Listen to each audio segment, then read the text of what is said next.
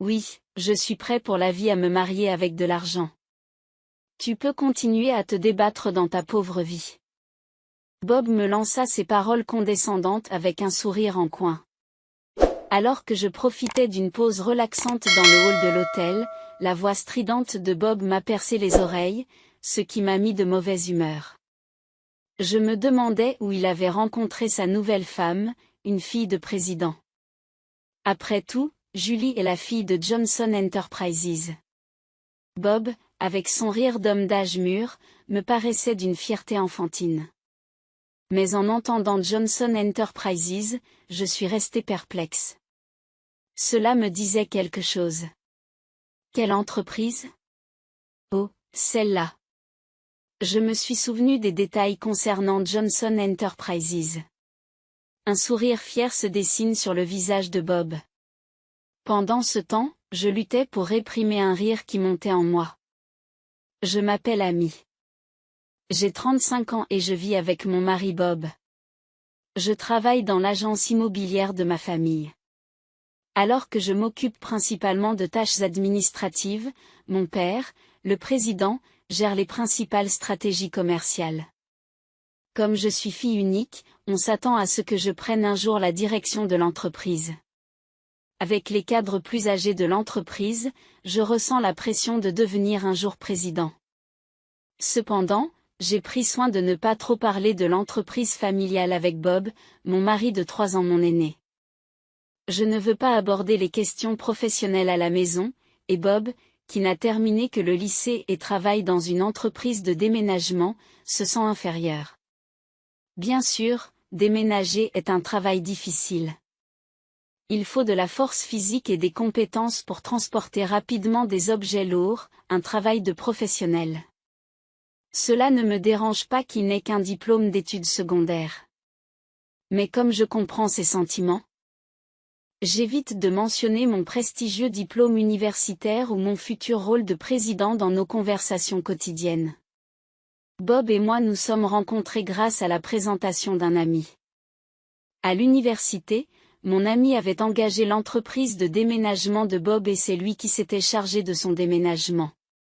D'abord intéressé par mon ami, Bob a essuyé un refus car elle était déjà en couple. Cependant, comme ils s'entendaient bien, elle me l'a présenté, à moi qui cherchais un partenaire à l'époque. Notre rencontre inhabituelle s'est bien passée, car le caractère insouciant de Bob s'accordait bien avec ma personnalité méticuleuse. Après plusieurs rendez-vous, nous sommes devenus un couple. À la fin de la vingtaine et à l'âge idéal pour le mariage, notre relation a rapidement abouti à un mariage en l'espace d'1 an. C'est ainsi qu'a commencé ma vie en tant qu'épouse de Bob. Notre vie conjugale a commencé sans problème. Les parents de Bob étaient incroyablement gentils, m'accueillant toujours avec le sourire lors de nos visites. Étant donné que mes amis ont souvent des problèmes avec leur belle-mère, je me suis sentie chanceuse d'avoir une relation aussi harmonieuse avec ma belle famille. Cependant, le travail de Bob était exigeant et le retenait souvent jusqu'à une heure tardive. Physiquement éprouvant, il rentrait à la maison épuisé. Malgré sa fatigue, il ne négligeait jamais notre vie conjugale. Bien que reconnaissant, j'ai souvent pensé qu'il n'avait pas besoin de faire autant d'efforts. Merci de m'avoir toujours attendu. Bob me remerciait de simplement préparer le dîner après ses longues journées de travail. Je me sentais bénie d'avoir un mari aussi merveilleux. Mais 1 an après le début de notre mariage, nos jours paisibles ont commencé à s'estomper. Pourquoi n'aurions-nous pas d'enfants? Un soir, alors que nous nous mettions au lit, Bob aborda le sujet avec désinvolture. Son ton, légèrement irrité. Ma surprise. J'avais moi aussi pensé à avoir des enfants. Nous n'essayons pas activement, mais compte tenu de notre vie conjugale régulière, je pensais que cela arriverait avec le temps. C'est juste un mauvais timing. Nous ne sommes mariés que depuis 1 an, il n'y a donc pas lieu de s'inquiéter pour l'instant. Je voulais absolument des enfants, mais je savais que la précipitation n'aiderait pas. Alors, pour rassurer Bob, j'ai délibérément adopté un ton détendu et je lui ai dit que tout allait bien. Mais non, Je ne sais pas. Vous ne savez pas? Pour les couples qui n'utilisent pas de contraception, il y a environ 80% de chances de concevoir dans l'année qui suit. Bob, plus énergique que d'habitude, a même cité des pourcentages. 80% dans l'année? Je ne suis pas très au fait des statistiques de grossesse, mais ce chiffre me semble incroyablement élevé. Vraiment? Si tu es si impatient d'avoir des enfants, devrions-nous faire le test ensemble? Pensant qu'il était préférable d'identifier et de résoudre les problèmes évidents, j'ai suggéré que nous passions tous les deux des tests de fertilité. Mais la réaction de Bob a été inattendue. De quoi parles-tu? Tu insinues que c'est de ma faute? Les problèmes d'infertilité sont généralement le fait de la femme. Cela ne sert à rien que je me soumette à un test. Le ton méprisant de Bob, une première pour lui, m'a abasourdi. Je n'en croyais pas mes oreilles. Je ne l'avais pas accusé d'en être la cause. J'avais simplement suggéré de faire des tests, puisque nous ne savions pas où se situait le problème. Pourtant, Bob a sauté sur la conclusion que je le blâmais et a ajouté que c'était certainement la faute de la femme, comme pour dire que j'étais le problème. Est-ce vrai? Je voulais en dire plus, mais je tremblais, à peine capable de répondre. Bien sûr. Alors, faites-vous dépister. Je suis trop occupée par mon travail. J'ai aussi un travail. Tu n'es qu'une employée de bureau, n'est-ce pas? Tu te la coules douce dans une entreprise grâce aux relations de ton père. Je ne me contente pas de me la couler douce dans mon entreprise.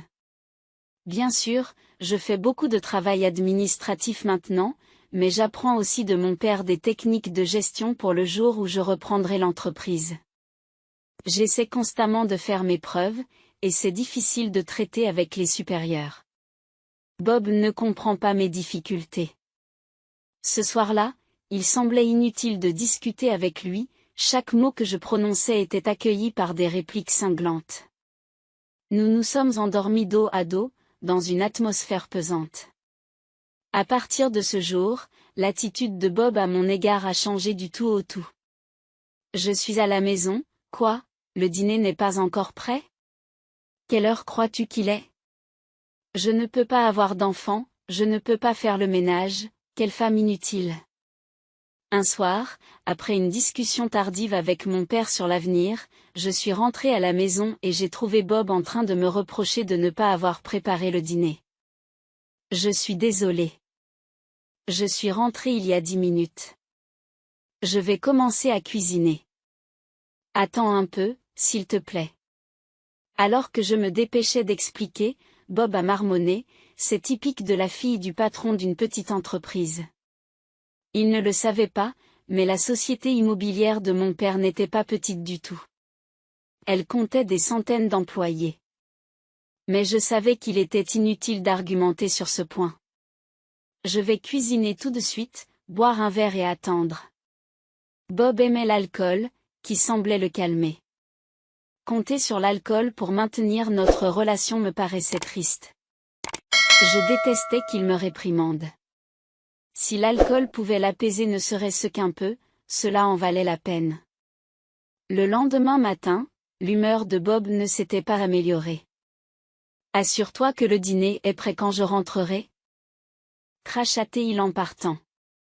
Je soupire en pensant à mes projets pour la journée. J'avais pris un jour de congé pour me rendre chez le gynécologue afin d'effectuer des tests de fertilité. Comme Bob l'avait déjà mentionné. Même si c'était moi qui avais suggéré ces tests, le fait que je sois la seule à les subir, alors que Bob les refusait, était quelque chose que j'avais du mal à accepter. Mais me plaindre ne changerait rien. Si le problème venait de moi, il fallait que je commence rapidement un traitement contre l'infertilité. Bob voulait des enfants, et moi aussi j'espérais en avoir bientôt. Je savais que les taux de fertilité différaient entre la vingtaine et la trentaine. Il était donc préférable de commencer le traitement le plus tôt possible. La clinique était plus occupée que prévu et j'ai été convoquée pour un examen 1 heure après mon inscription. Après un examen physique et des analyses de sang, on m'a dit que les résultats seraient disponibles lors de ma prochaine visite. Ce serait un choc si le problème venait de moi, mais j'étais prête à prendre toutes les mesures nécessaires.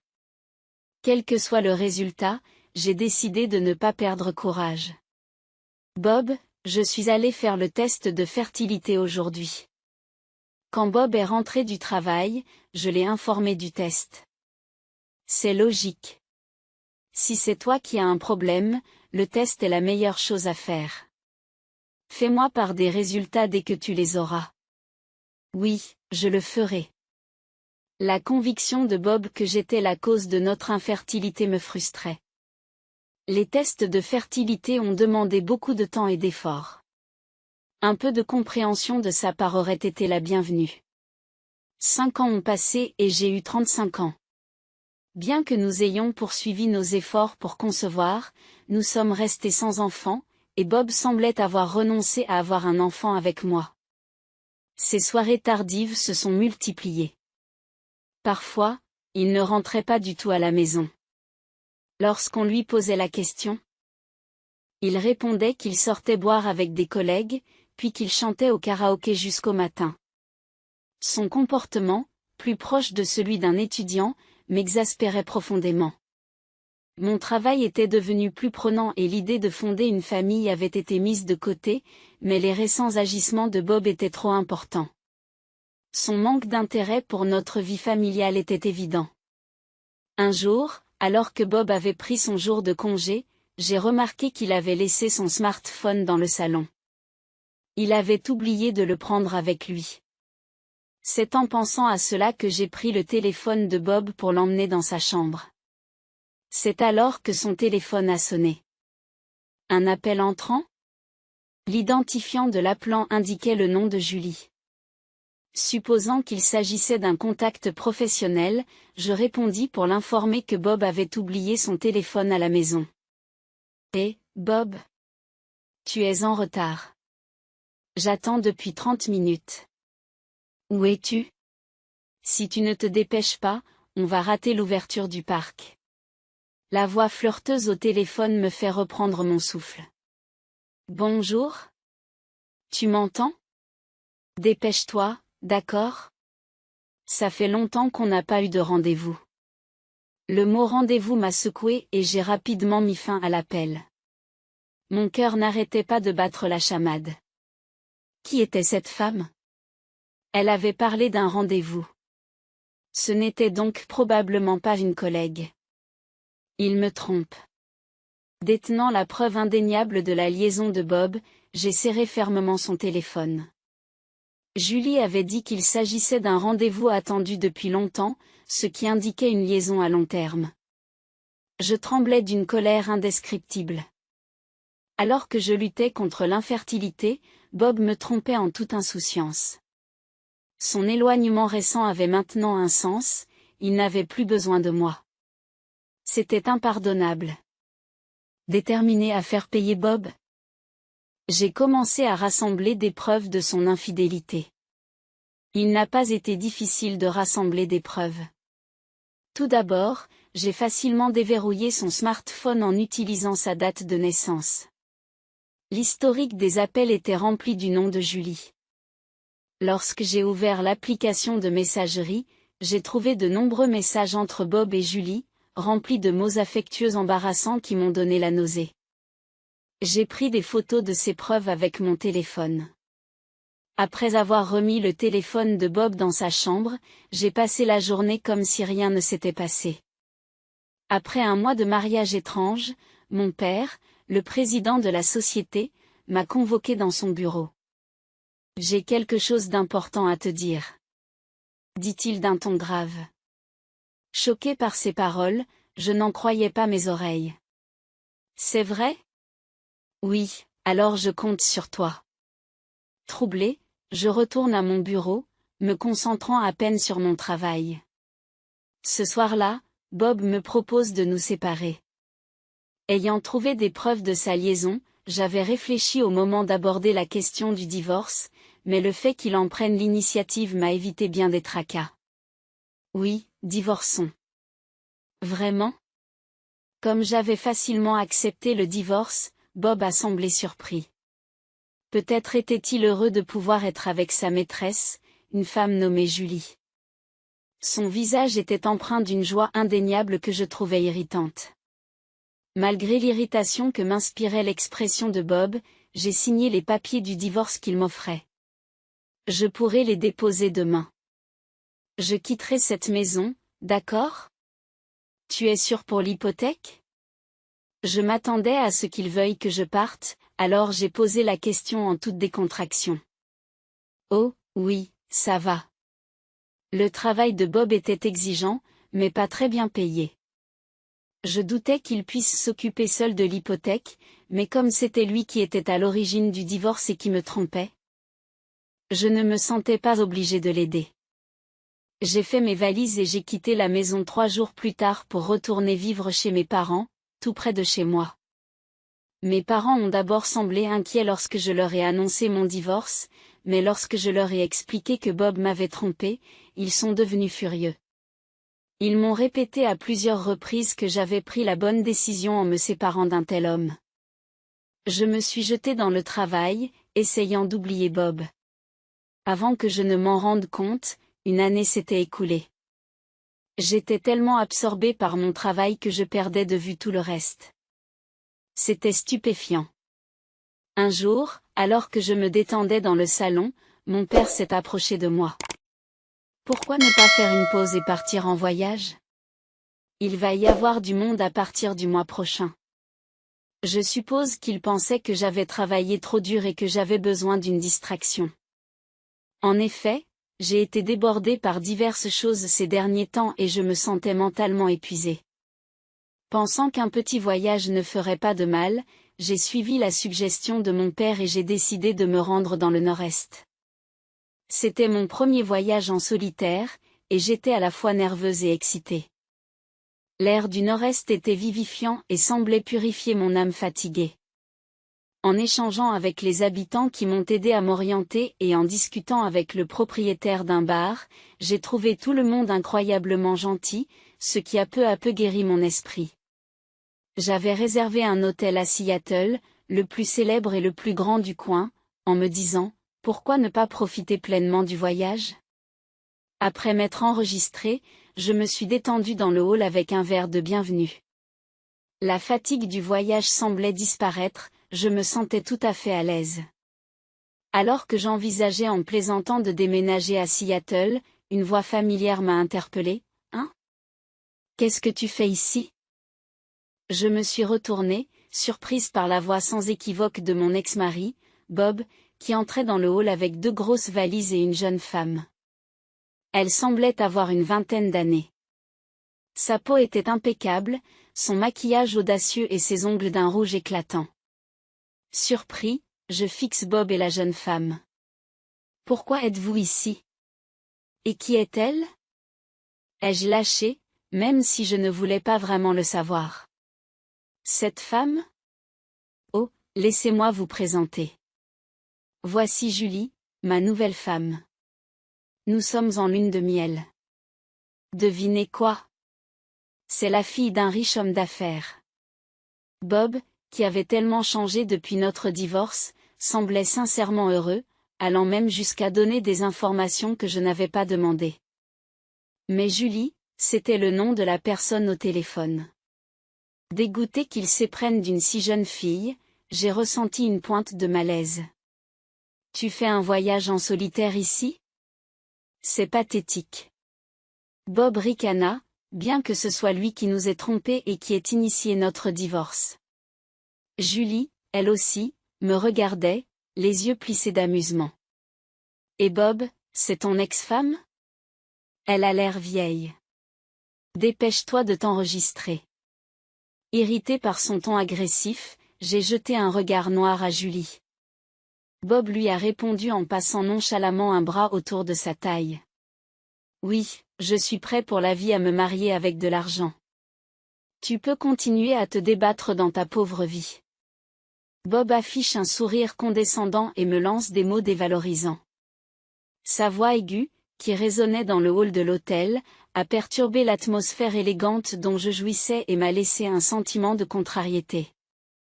Mais lorsqu'il a parlé d'épouser la fille d'un homme d'affaires, je me suis demandé où il avait pu rencontrer une telle personne. Oui, Julie est la fille de Johnson Enterprises. La gauche de Bob, d'âge moyen, m'a semblé d'une fierté enfantine. Johnson Enterprises? J'ai réfléchi en pensant que cela me disait quelque chose. D'une certaine manière? Cela me disait quelque chose. Ah oui, cette entreprise. Au bout d'un moment, je me suis souvenu de ce qu'était Johnson Enterprises. Le visage de Bob s'est illuminé de fierté. Impressionnant, hein, s'est-il exclamé. Mais je me retenais secrètement de rire à l'intérieur.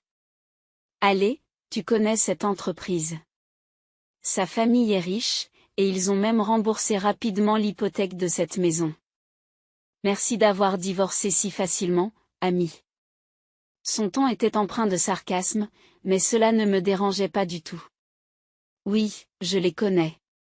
Ils sont dans le plus grand immeuble du centre-ville, non? Je l'ai vu et j'y suis même allé. Je réponds calmement. Oh, tu y es allé? Bob semble surpris. C'est rapide alors.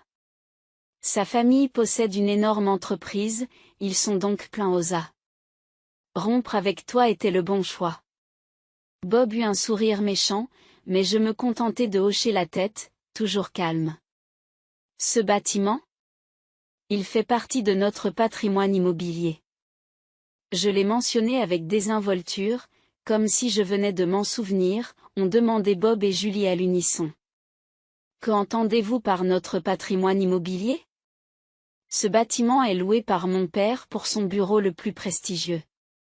Je ne sais pas si votre société s'occupe d'immobilier, mais ce n'est pas un bâtiment minable. Tous deux semblaient sceptiques quant à mes paroles. J'ai hésité un instant. Mais il n'était pas question de faire marche arrière et de parler de ma société à Bob. Nous étions divorcés et sa fierté ne me concernait plus. Oui, je sais à quel point c'est grandiose. J'étais là quand mon père a acheté ce bâtiment. C'était environ 200 millions de dollars, je crois. Mais récemment, papa s'est plaint qu'un locataire ne payait pas son loyer. Il s'est avéré que c'était votre société. En fait, mon père est un magnate de l'immobilier dont les actifs valent 3,2 milliards de dollars. L'immeuble où se trouve Johnson Enterprises en fait partie. Les locataires de l'immeuble changent régulièrement. Mais actuellement, c'est Johnson Enterprises. Depuis quelques mois, ils ne payaient plus leur loyer, et c'est ce qui inquiétait mon père. Un loyer impayé? Julie a l'air choquée. Puis elle éclate de rire. Ce n'est pas possible. Notre entreprise marche très bien. Nous pouvons sûrement payer le loyer. Je ne tomberai pas dans le piège d'un tel mensonge pour créer un fossé entre Bob et moi. Sa voix stridente résonne à mes oreilles. J'ai poussé un profond soupir. Il semblait impossible d'avoir une conversation raisonnable avec cette femme. Sortant mon smartphone sur le champ, je décidai d'appeler mon père. Papa? Je suis ici avec la fille de Johnson Enterprises. Peux-tu m'envoyer une photo de l'avis de rappel pour le loyer? J'ai rapidement transmis ma demande, et papa a envoyé une photo de l'avis de rappel de loyer pour Johnson Enterprises. Je l'ai montré à Bob et Julie. Je doute qu'ils puissent soupçonner qu'il s'agit d'un faux, étant donné la rapidité de l'envoi. Vous voyez? Vous pouvez le dire, n'est-ce pas? 3 mois de loyers impayés. Si vous ne payez pas rapidement, nous pourrions avoir à vous poursuivre. Que allez-vous faire? À l'évocation d'un procès, les visages de Bob et de Julie pâlissent. En y réfléchissant bien, papa est vraiment à cran ces derniers temps. Il crie sur les ventes et licencie beaucoup d'employés. Julie marmonne, l'air incertain. En la voyant, Bob a poussé un cri de désespoir. Mensonge. Tu essaies juste de nous piéger et de nous séparer, Julie et moi, n'est-ce pas? Tu es toujours ce genre de personne qui essaie de se venger de mon remariage. Tes tactiques sont sales. Surpris par la voix forte de Bob, je recule d'un pas. Sale tactique, hein? Je me suis souvenu de tous les mots sans cœur que Bob m'avait lancés pendant notre mariage. Déterminé à affronter Bob, qui se réjouissait d'épouser Julie, la fille d'un riche homme d'affaires, je me préparais à lui dire la vérité. Qu'est-ce que tu racontes? Tu crois vraiment que j'ai encore des sentiments pour toi? C'est idiot. Il y a longtemps que j'en ai assez d'un homme comme vous.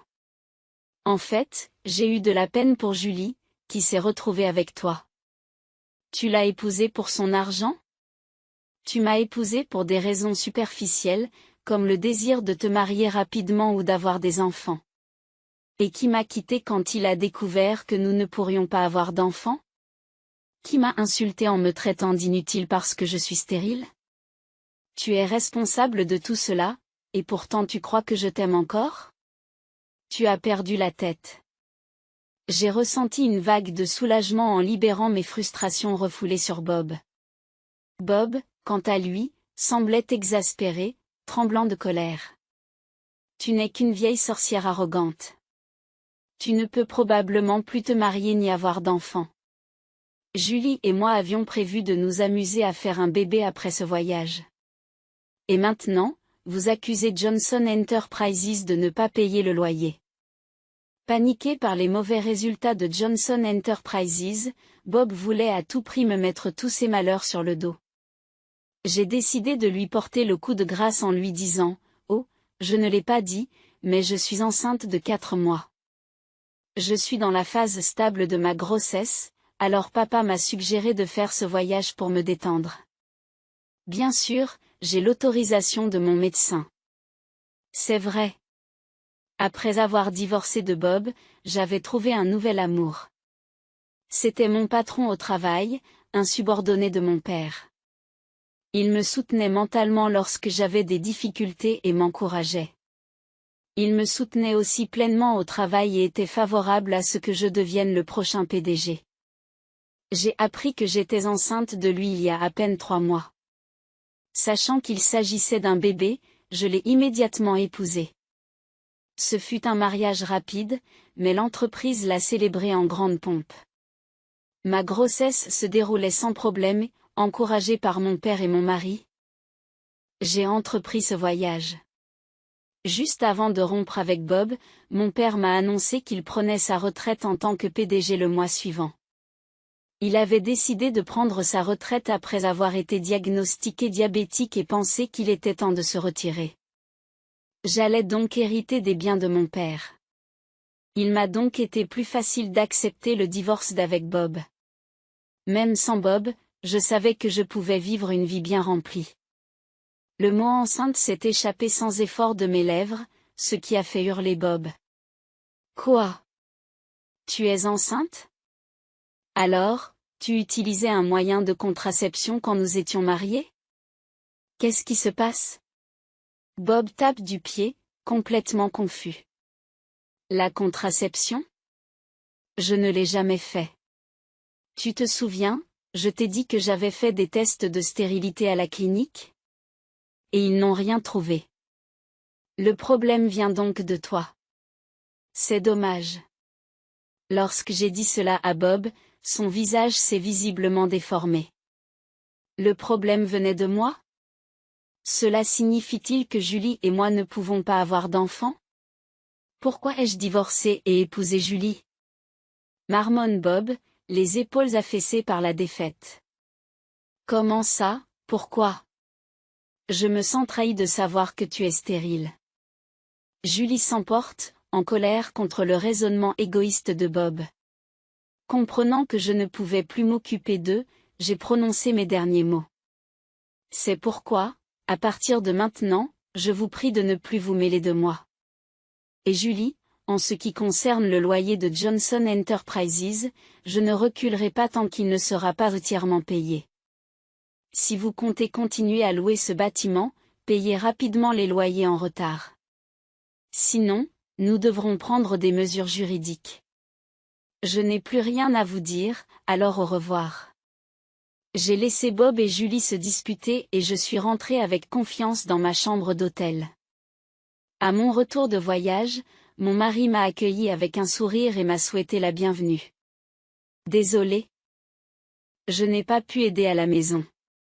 Tout allait bien? Bien sûr, tout allait bien. Je suis contente que vous ayez pu vous détendre, ami. Je suis contente que tu aies pu te détendre, ami. Mon mari m'a souri chaleureusement et j'ai ressenti un grand soulagement. Depuis que j'ai épousé mon mari actuel, je suis rassurée tous les jours et j'ai complètement oublié Bob. Depuis ce voyage, je n'ai pas rencontré Bob. Voici ce que j'ai entendu par les contacts de mon père. Après cet incident, les disputes entre Bob et Julie sont devenues incessantes. Alors qu'il pensait épouser une riche héritière, Bob a découvert que Johnson Enterprises était très endetté. Par coïncidence, on apprenait à la télévision qu'un employé de Johnson Enterprises avait détourné des millions de dollars auprès de ses clients. Le père de Julie était au courant de la fraude, mais a tenté de la dissimuler pour préserver la réputation de l'entreprise. Cependant, une fois le scandale rendu public, les actions de Johnson Enterprises se sont effondrées. Ayant perdu sa crédibilité, l'entreprise a connu un exode massif de ses employés. Dans un tel état, il était impossible de payer le loyer, et mon père a donc intenté une action en justice contre Johnson Enterprises. L'avenir de l'entreprise s'annonçait sombre, car la faute en incombait entièrement à Johnson Enterprises. Bob, qui avait perdu une fortune qu'il croyait à portée de main, rejetait furieusement la faute sur tout le monde sauf sur lui-même. Penser qu'il pourrait profiter de la fortune d'une riche héritière était trop optimiste de la part de Bob. Julie, réalisant que Bob était stérile, l'a accusé de fraude au mariage. De plus, après notre rencontre à l'hôtel, j'ai demandé à un avocat d'exiger de Bob une compensation pour son infidélité, laissant Julie et lui endetter. J'ai appris que Bob et Julie finissaient par se disputer à chaque fois qu'ils se voyaient, et ils ont finalement divorcé récemment. Puis, chose incroyable. Bob m'a appelé après avoir divorcé de Julie. Ami, s'il te plaît, épouse-moi à nouveau. J'ai des dettes autres que la pension alimentaire. Julie m'a fait acheter tout ce qu'elle voulait et est partie sans payer un centime. Tu es la seule personne sur laquelle je peux compter. Je ferai n'importe quoi pour toi. Pardonne-moi, s'il te plaît. Les supplications de Bob, qui ressemblaient à celles d'un mendiant, étaient si pitoyables qu'elles me rendaient presque malade. Son attitude inchangée de se marier pour de l'argent était tout simplement épouvantable. Non, je n'ai plus jamais envie d'être impliquée avec toi. Je vais être heureuse avec mon mari et notre enfant, alors s'il vous plaît, ne me contactez plus. Au revoir. J'ai dit cela calmement et j'ai immédiatement bloqué son numéro de téléphone. Cela devrait empêcher tout autre appel absurde de la part de Bob. Ayant perdu sa femme et son argent, Bob va probablement vivre une vie solitaire. Compte tenu de son infertilité, un remariage pourrait s'avérer difficile pour lui. De plus, il est difficile d'imaginer que quelqu'un puisse tomber amoureux d'une personne comme Bob, qui se moque si facilement des autres. Tout ce que j'ai pensé, c'est qu'il devrait au moins essayer de rembourser ses dettes. J'y ai pensé comme si c'était le problème de quelqu'un d'autre. Quant à moi, je me réjouis de ma vie avec mon mari et notre bébé qui va bientôt naître. Ma vie professionnelle et personnelle est plus épanouissante que jamais, et je savoure ce bonheur inégalé.